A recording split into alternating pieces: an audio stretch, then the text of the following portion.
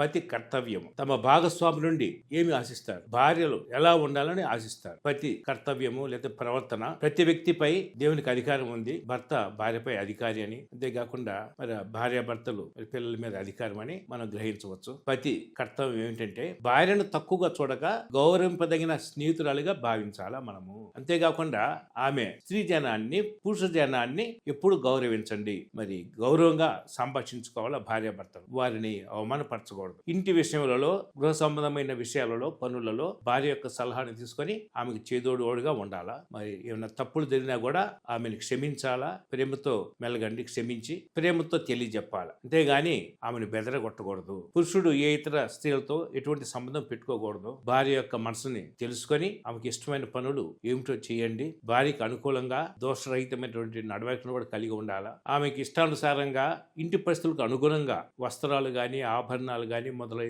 వస్తువులు కూడా కొనిపించాలా, తయారు చేయించాలా. ఆమె అవసరాలను కూడా మరి తీర్చవలసిన బాధ్యత పురుషుడి మీద ఉన్నది. మరి ఏమంటారంటే ఇంకా భార్యని ఎప్పుడు తిరస్కరించవద్దు, అవమానించవద్దు, కఠిన వాక్కులు పలుకరాదు, బెదిరించవద్దు, భయపెట్టవద్దు, చెయ్యి ఎత్తకూడదు. అంటే ఇన్ని పనులు మరి పురుషుడు చేయాల్సిన బాధ్యత ఉంది. అంతేకాకుండా భార్య యొక్క ఆధ్యాత్మిక కార్యకలాపాలకి మనం ఎప్పుడు కూడా ఆటంకం ఉండకూడదు.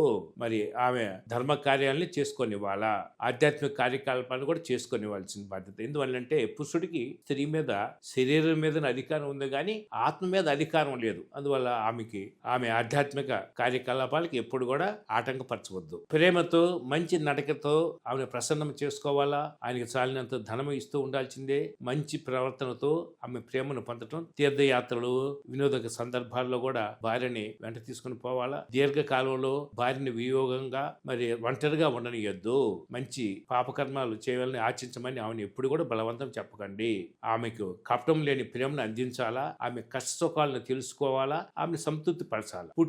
పుట్టింటి నుండి డబ్బును ఆశించవద్దు. అంతేకాకుండా ఆ విధంగా తెమ్మని భార్యను ఎప్పుడు కూడా బలవంతం పెట్టద్దు. ఆమెకు అన్ని రకాల సంతోషమును, సుఖాలని మనం అందించాల్సిన బాధ్యత పురుషుని మీద ఉన్నది, భర్త మీద ఉన్నది. తమ భార్యలు ఎలా ఉండాలని భర్తలు ఊహిస్తారంటే, స్త్రీ ఆడది భద్రత కోసం పెళ్లి చేసుకుంటే మగాడు ఏం చేస్తాడు? తోడు కోసం పెళ్లి కావాలనుకుంటాడు. ఎక్కువ మంది మగాళ్ళు ఏమనుకుంటారంటే శారీరకమైన కోరికలు తీర్చుకోవటానికి వండి వార్చి ఇల్లుని సగదిద్దటానికి భార్య కావాలనుకుంటాడు. భార్య అందాన్ని, కట్నాన్ని గురించి పురుషుడు ఎక్కువగా ఆలోచిస్తారు తప్ప ఆమె మంచి విషయాలు, వ్యక్తిత్వాన్ని మాత్రం ఎక్కువగా పట్టించుకోరు.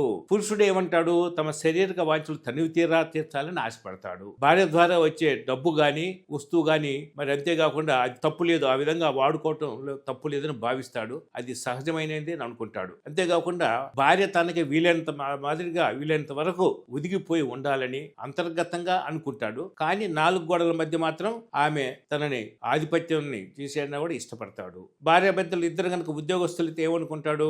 మగవాళ్ళు ఏమనుకుంటారంటే తామే అధికులమని అనుకుంటారు. అలా కాకుండా భార్య తను సమాన హక్కులు కలిగి ఉండాలంటే మాత్రం ఒప్పుకోడు. నిర్వహించిన పాత్రలు కూడా బాధ్యతలు వేరువేరుగా ఉంటాయి అనుకుంటాడు. తాము భార్యల మీద పూర్తిగా ఆధారపడి ఉంటామని ఎవరైనా అంటే మాత్రము అవమానంగా చెంది బాధపడతాడు. భార్య మీద ఇష్టాన్ని ప్రకటించడం అంటే అర్థం ఏమిటి? శృంగార శ్రేష్ఠులు తప్ప మరే విధమైన ఆలోచన అతనికి ఉండదు. సినిమాల్లో, కథల్లో హీరోయిన్స్ పాత్రల్లో తమ భార్యల్ని పోల్చుకొని చూసుకుంటూ నిరుత్సాహపడుతూ ఉంటాడు.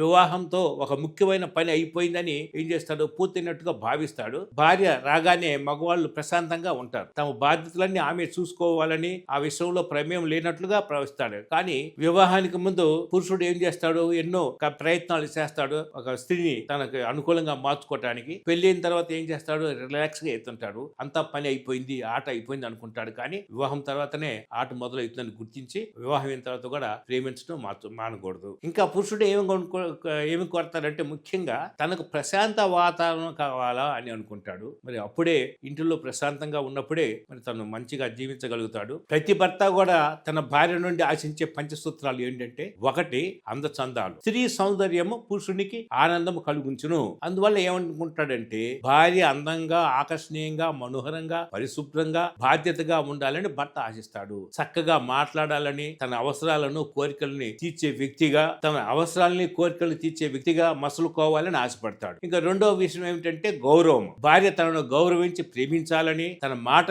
వినాలని కోరుకుంటాడు. తనను అన్ని విషయాల్లో సంతోషపరచాలని అనుకుంటాడు. ప్రోత్సాహం. 3 అంశం అంటే ప్రోత్సాహం. స్త్రీ కరుణతో మృదువుగా మాట్లాడగలిగినచో ఆమె భర్త మహా అదృష్టవంతుడు అయినట్లే ఆమె అతనిని ప్రోత్సహించును.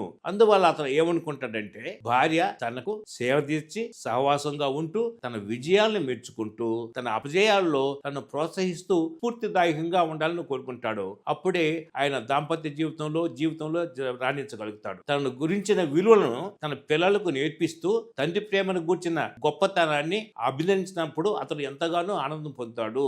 అందువల్ల పిల్లల దగ్గర భార్య తన మంచి గుణాలు చెప్పాలని నాకు కోరుకుంటాడు. ఇక 4వ అంశం నాయకురాలు. భార్య నాయకురాలుగా తన కుటుంబాన్ని నడిపించాలని ఆశిస్తాడు. కుటుంబ వ్యక్తుల ఎడల ఆదరాభిమానాలు కలిగి వారి అవసరాలు తీర్చి వారిని సంతోషపెడుతూ ఉండాలని భావిస్తాడు. ఎట్టి పరిస్థితుల్లోనూ తన భార్య తనను నిరాశపరచకూడదని అనుకుంటాడు. విజ్ఞానవతి, వివేకవతిని వల్ల ఏమైతుంది, తన ఆయుస్సు పెరుగుతుందని, అది అతనికి సంతోషానందములతో పాటు దీర్ఘాయుస్సును కూడా వసుకుతుందని విశ్వసిస్తాడు. ఇంకా 5వ అంశము వినయము. బహుమతులిచ్చు వానికి కంటే కూడా వినయవర్తుని నరులు అధికంగా మెచ్చుకుందరు.